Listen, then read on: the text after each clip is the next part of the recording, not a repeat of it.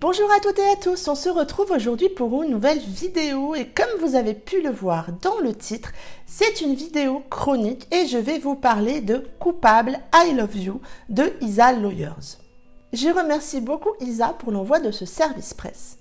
On fait ici la connaissance de Sarah qui est une jeune avocate parisienne tout juste diplômée et embauchée dans un cabinet relativement masculin avec des hommes assez vindicatifs par rapport à la gente féminine. Dans ce cabinet, la seule autre femme, c'est Vera, la secrétaire, on va dire, assez stricte du cabinet, qui est très féminine dans sa tenue vestimentaire.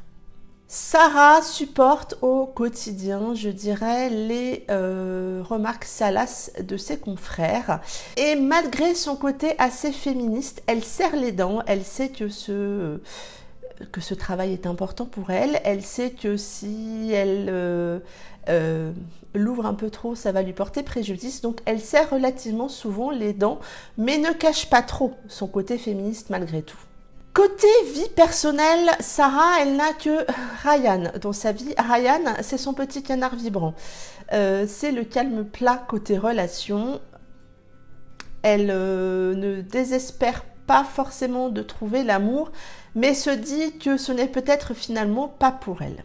Elle remarque que tous les midis, Vera, la secrétaire, a un manège un petit peu particulier. Elle se remaquille, elle se reparfume, elle change de chaussures et part pendant sa pause déjeuner. Et Sarah, en fait, se demande si elle n'entretient pas une relation avec son patron.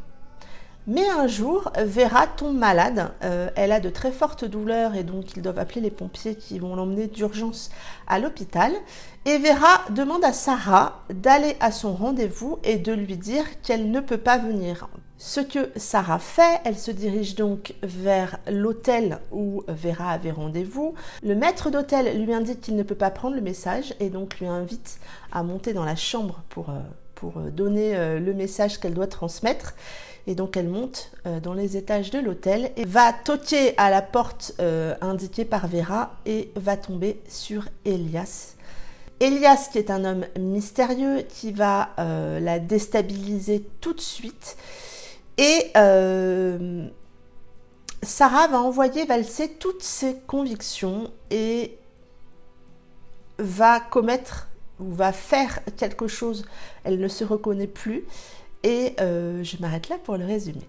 C'est une très belle histoire, une très belle romance avec deux personnages principaux très attachants.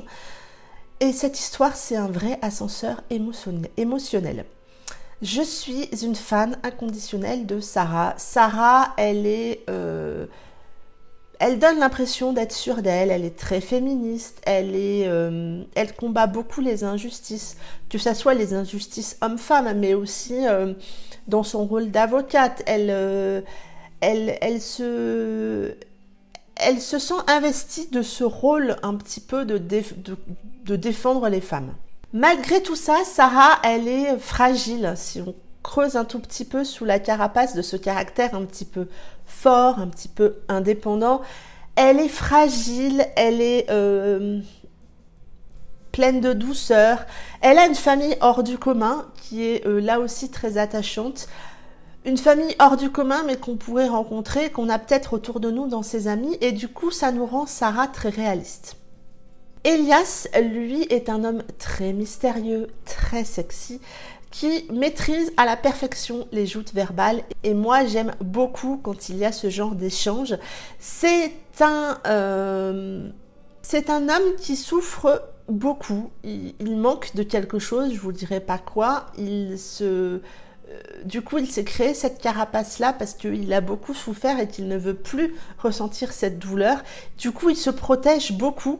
Peut-être trop parfois, et ça amène une certaine arrogance qu'il n'a finalement pas tant que ça quand on cherche un tout petit peu à le connaître. Du coup, entre eux, ça donne un couple explosif avec deux êtres meurtris, deux êtres qui ont souffert, deux êtres au fort caractère avec beaucoup de joutes verbales, c'est ce que je vous disais tout à l'heure.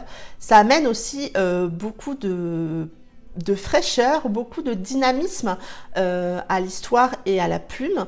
Et moi, j'aime ça. J'aime ce côté dynamique et frais.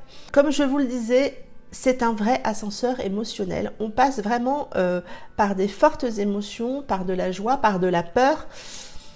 De temps en temps, on a envie d'aller discuter un tout petit peu avec l'auteur en lui disant « Mais qu'est-ce que t'as fait là, sérieusement ?» Même si, personnellement, j'ai ressenti un petit essoufflement dans l'histoire autour de 60%, mais globalement, ça ne s'essouffle pas. C'est juste là, j'ai eu un tout petit passage à vide. On a envie de les baffer tous les deux à tour de rôle parce qu'ils hésitent, parce qu'ils y vont, parce qu'ils se laissent embarquer dans des trucs les plus farfelus les uns que les autres. Du coup, oui, il y a un moment, on a envie de les secouer en leur disant non, mais vous avez quelque chose de beau tous les deux, foncez, vivez l'instant présent. C'est tout ce cheminement après, on va dire, de la souffrance qu'on voit dans ce livre et moi, j'ai bien aimé. Je ne connaissais pas la plume d'Isa et je l'avoue, c'est une plume que j'ai beaucoup aimée. Elle est fluide, elle vous embarque. Elle est pertinente, percutante. Comme je vous le disais tout à l'heure, tout ce qui est joute verbale et cette touche d'humour qu'elle amène dans les dialogues et dans l'histoire amène une certaine modernité, une certaine fraîcheur, un certain dynamisme. Les mots et les éléments choisis dans l'histoire, les exemples, les petites touches à droite à gauche qu'on ajoute, amènent beaucoup de réalisme à l'histoire. Et ben moi ça m'a plu parce que du coup on se laisse plus facilement embarquer, ça marche mieux forcément. Bref, c'est une histoire remplie d'amour, d'humour, de joute verbale. Il y a aussi du suspense parce qu'il y a un moment où on se demande bien ce que ça va donner. Ce n'est pas le sujet principal de ce roman, mais j'ai beaucoup aimé tout le long cette défense des femmes. Je ne suis pas particulièrement féministe, je suis plutôt dans la volonté qu'il y ait une vraie égalité entre les hommes et les femmes. Parfois dans le féminisme poussé à l'extrême, ce que je reproche entre guillemets, c'est que elle prône parfois la suprématie de la femme sur l'homme. Là, je suis pas d'accord. Moi, j'aspire à une certaine égalité dans tous les domaines. Et j'ai aimé parce que je trouve que Isa, à travers son personnage Sarah, le fait avec beaucoup de justesse. J'ai mis la note de 15/20 à ce roman. C'est un bon petit pavé qui va vous embarquer facilement dans leur histoire. Elias est tellement sexy. Ça en est tout pour cette vidéo et cette chronique. J'espère que ça vous aura donné envie de découvrir cette histoire et cet auteur. Dites-moi tout en commentaire, je me ferai un plaisir de vous répondre. N'hésitez pas à vous abonner à la chaîne, à cliquer sur la cloche pour être notifié quand il y a une nouvelle vidéo. En attendant, je vous souhaite un très bon week-end, de belles lectures et je vous dis à bientôt pour une prochaine vidéo. Bye bye!